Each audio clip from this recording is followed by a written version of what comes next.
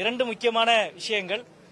மதுரை நாடாளுமன்ற உறுப்பினருடைய தொகுதி மேம்பாட்டு நிதியிலே இருந்து இன்றைய தினம் கட்டி முடிக்கப்பட்ட 19 கட்டடங்களை சுமார் 70 லட்சம் ரூபாய் செலவில் கட்டி முடிக்கப்பட்ட 10 கட்டடங்களை இன்றைக்கு காலையிலே இருந்து திறந்து வைத்திருக்கின்றோம்.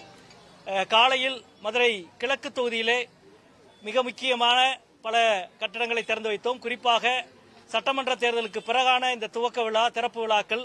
எனவே அரசு பள்ளிக்கூடத்தை கட்டி கொடுத்து அதனுடைய திறப்பு விழாவிலே இருந்து இந்த அத்தியாயத்தை நாங்கள் துவக்கி இருக்கிறோம். இப்பொழுது இங்கே ரேஷன் கடை என்பது திறந்து வைக்கப்பட்டிருக்கிறது.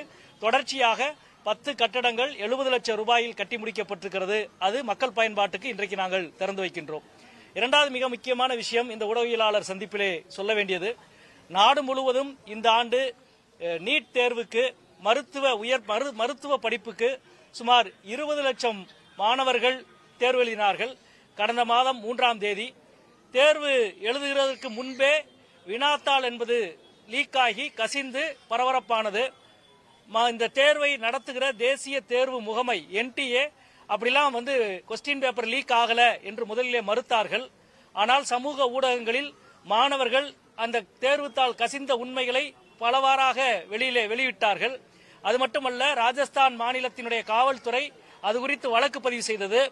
உச்சநீதிமன்றத்தில் பலர் வழக்குகளை பதிவு செய்தார்கள். அதன் பிறகு தேர்வு முகமை ஆமாம் தவறு நடந்துவிட்டது என்று ஒத்துக்கொண்டார்கள். உச்சநீதிமன்றத்திலே 2 நீதிபதிகள் அமர்வு மிக கடுமையாக தேசிய தேர்வு முகமையை மிக கடுமையான குற்றச்சாட்டை, விமர்சனத்தை வைத்தார்கள். கடந்த கால அனுபவத்திலிருந்து நீங்கள் பாடம் கற்றுக்கொள்ளவே மாட்டீர்களா, தேசிய தேர்வு முகமையை கலைத்து விடலாமா என்று கூட உச்சநீதிமன்றத்தின் 2 நீதிபதிகளும் கேட்டார்கள். இந்த பின்னணியில் தான் தேசிய தேர்வு முகமை தானே முன்வந்து 3ஆம் தேதி நடைபெற்ற தேர்வை ரத்து செய்கிறோம் என்றும், தேர்வு கட்டணம், மாணவர்கள் செலுத்திய தேர்வு கட்டணத்தை நாங்கள் திருப்பி கொடுத்து விடுகிறோம் என்றும் உச்சநீதிமன்றத்தில் NTA தேசிய தேர்வு முகமை அறிக்கை சமர்ப்பித்தது. அதன் பிறகு இந்த மாதம் வருகிற 21ஆம் தேதி ஞாயிற்றுக்கிழமை என்று இந்தியா முழுவதும் நீட் தேர்வு மீண்டும் நடக்க இருக்கிறது. இந்த பின்னணியில் தான் நேற்றைக்கு இரவு 7 மணியிலிருந்து அந்த நீட் தேர்வுக்கான அடையாள ஹால் டிக்கெட் டவுன்லோட் செய்வதற்கான ஆப் என்பது இணையதளத்திலே அந்த வசதி நேற்று 7 மணிக்கு இருந்து துவங்கியது. மாணவர்கள் தங்களுடைய அடையாள அட்டையை, ஹால் டிக்கெட்டை டவுன்லோட் செய்வதற்காக அந்த பக்கத்தை திறந்தால் உள்ளே ஏற்கனவே அவர்கள் கட்டணம் கட்டிய வங்கி கணக்கினுடைய விவரங்களை அந்த இணையதளம் கேட்கிறது. அந்த வங்கி கணக்கின் விவரங்களுக்குள் மாணவர்கள் போனால் அது தொடர்ந்து பல்வேறு கேள்விகளை கேட்டுவிட்டு கடைசியிலே அவர்களை எக்ஸிட் செய்கிறது.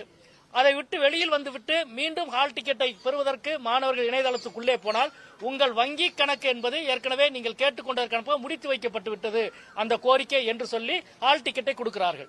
அதாவது ஏற்கனவே கட்டிய கட்டணத்தை திருப்பி தருகிறோம் என்று சொன்ன தேர்வு முகமை கட்டணத்தை திருப்பி தர மறுப்பதற்கு பல சூழ்ச்சிகளை செய்கிறது. நம்ம ஊர்ல கேள்விப்பட்டிருப்போம், தனியார் நிதி நிறுவனங்கள் ரூபாயை திருப்பி கொடுக்காம இருக்கிறதுக்காக என்னெல்லாம் சூழ்ச்சிகள் செய்வார்களோ அப்படி ஒரு சூழ்ச்சியை தேசிய தேர்வு முகமை நடத்துவது மிகப்பெரிய வெட்கக்கேடான விஷயம். மாணவர்களை மறுதேர்தல் நடத்த சொல்வதே மிகப்பெரிய அநீதி. ஒரு மாணவனாக இருந்தால்தான் தெரியும் இன்னொரு ரீ எக்ஸாம் எழுதுறது எவ்வளவு பெரிய மன அழுத்தத்தை உருவாக்கும், அந்த குடும்பத்துக்கு எவ்வளவு பெரிய மன அழுத்தத்தை உருவாக்கும் என்று. இன்றைக்கு 20 லட்சம் மாணவர்கள் நீட் தேர்வுக்கான மறு தேர்வை வருகிற ஞாயிற்றுக்கிழமை எழுத இருக்கிற பின்னணியில் அவர்களது கட்டணத்தையும் தர மறுப்பதற்கான சூழ்ச்சியை இவர்கள் செய்வது முற்றிலும் அநீதியான விஷயம். இது சம்பந்தமாக நீதிமன்றத்திலே வழக்கு தொடுக்க வேண்டும்.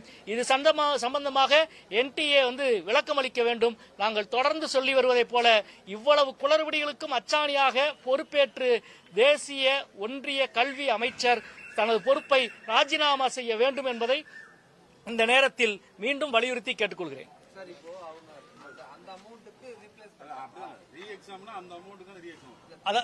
ஏற்கனவே தேர்வு கட்டணம் கட்டி எக்ஸாமினேஷன் ஃபீஸ் கட்டி தேர்வு எழுதிட்டாங்க.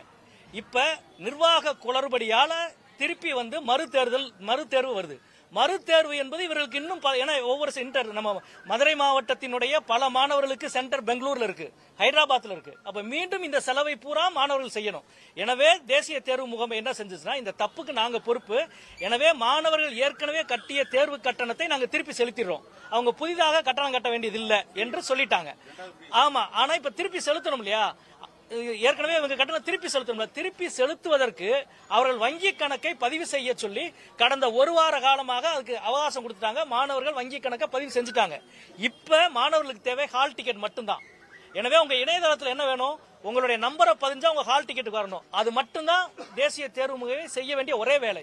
ஆனா சம்பந்தமே இல்லாம இவங்க ஹால் டிக்கெட் கேட்டா உன் அக்கௌண்ட் நம்பரை கொடுன்னு கேட்டு அக்கௌண்ட் நம்பருக்குள்ள போனா மற்ற கேள்வியெல்லாம் கேட்டு அது எக்ஸிட் ஆகி வெளியில வந்த பிறகு நீங்க அக்கௌண்ட்டை சமர்ப்பிக்கல அப்படின்னா தேர்வு கட்டணத்தை திருப்பி பெறுவதற்கு எனக்கு வில்லிங் இல்ல என்ற மாதிரி மாணவன் வாயிலாகவே தேர்வு கட்டணம் எனக்கு மீண்டும் தேவையில்லை என்று சொல்ல வச்சுட்டு ஹால் டிக்கெட்டை கொடுக்கிறது. இது ஏற்கனவே தேர்வு கட்டணத்தை திருப்பி தருகிறோம் என்று NTA கொடுத்த வாக்குறுதியை 20 லட்சம் மாணவர்கள் ஏறக்குறைய ஒவ்வொருவரும் 1000 ரூபாயோ 1200 ரூபாய் தேர்வு கட்டணம், எத்தனை கோடி ரூபாய் பாருங்க. அதாவது இவ்வளவு மலிவான ஒரு வேலையை மாணவர்களுக்கு எதிராக தேசிய தேர்வு முகமை செய்வதென்பது மிகப்பெரிய அநீதி. இந்திய இளைஞர்களுக்கு, இந்திய மாணவர்களுக்கு செய்யப்படுகிற அப்பட்டமான அநீதி. எனவே தான் இதுக்கு எதிராக வட இந்தியாவில் மிகப்பெரிய கொந்தளிப்பு நேற்று இரவிலிருந்து ஏற்படுகிறது. 20 லட்சம் மாணவர்களுக்கு ஹால் டிக்கெட் வரணும். இன்றைக்கு காலை வரை 4 லட்சம் பேர் தான் ஹால் டிக்கெட்டை டவுன்லோட் பண்ணிருக்காங்கன்னு NTA சொல்லுது. அப்படின்னா 16 லட்சம் மாணவர்கள், அதாவது பணம் பறிக்கிற ஒரு எந்திரமாக தேசிய தேர்வு முகமை மாறி இருக்கிறது என்பது இதன் மூலம் தெரிகிறது.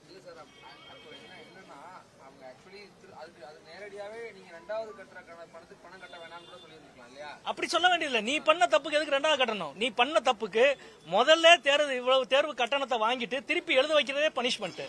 எனவே தான் அவங்களே வாலண்டியரா சொன்னாங்க. NTAவே உச்சநீதிமன்றத்தில் தப்பு நடந்து போச்சுன்னு இவங்க சொன்ன உடனேவும் அதுக்கு ஒரு சிறு கைமாறாக மாணவர்கள் கட்டண தேர்வு கட்டணத்தை நாங்கள் திருப்பி கொடுத்து விடுகிறோம் என்று தேசிய தேர்வு முகமை தானே முன்வந்து சொன்னது.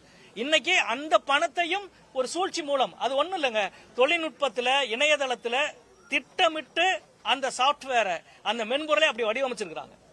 மாணவனுக்கு இப்ப தேவை ஹால் டிக்கெட் மட்டும்தான். எனவே உனக்கு தேவை ஹால் டிக்கெட், அவ்வளவுதான். ஒரு கேள்வி மட்டும்தான் அந்த இணையதளத்தில் கேட்கப்படணும். ஹால் டிக்கெட் வந்துடணும். எதுக்கு வங்கி கணக்கை கேட்கறீங்க? ஹால் டிக்கெட்டுக்கும் வங்கி கணக்குக்கும் என்ன சம்பந்தம் இருக்கு? இது திட்டமிட்ட அயோக்கியத்தனம்.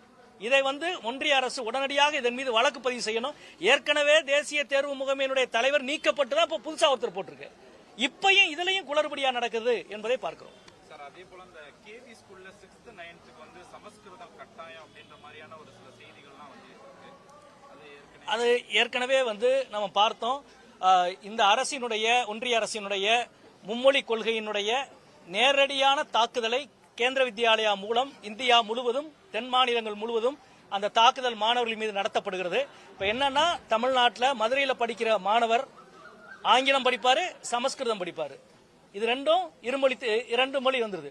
மூன்றாவது மொழியாக தமிழ் விருப்ப பாடமாகவும் வருது. இது மிகப்பெரிய அநீதி. இதற்கு எதிராக புதிய கல்விக் கொள்கைக்கு எதிராகவும் தொடர்ந்து நம்ம பேசிக்கிறோம். தொடர்ந்து தொகுதி மறுவரையை அந்த சட்டத்தை, அந்த திருத்த திட்டத்தை திரும்பி பாராளுமன்றத்தில் அமல்படுத்துறதுக்கான வேலைகள்லாம் மத்திய அரசு செய்யறதா சொல்றாங்க. ஏன்னா தமிழ்நாட்டில் இருந்த புது கவர்மெண்ட் வந்திருக்கனால அதை செஞ்சு பார்ப்போம் அப்படின்ற மாதிரியான செய்திகள்லாம் வருது. இதை எப்படி சார்? இல்ல, அதாவது தொகுதி மறுவரை விஷயத்தில் தொகுதி மறுவரைக்கும் மகளிர் இடஒதுக்கீட்டுக்கும் எந்த சம்பந்தமும் கிடையாது. ஒரு உள்நோக்கத்தோடு பாஜக அரசு இது கொண்டு வந்தது. அதை நாடாளுமன்றத்தில் எல்லோரும் ஒன்று சேர்ந்து முறியடித்து காட்டியிருக்கிறோம்.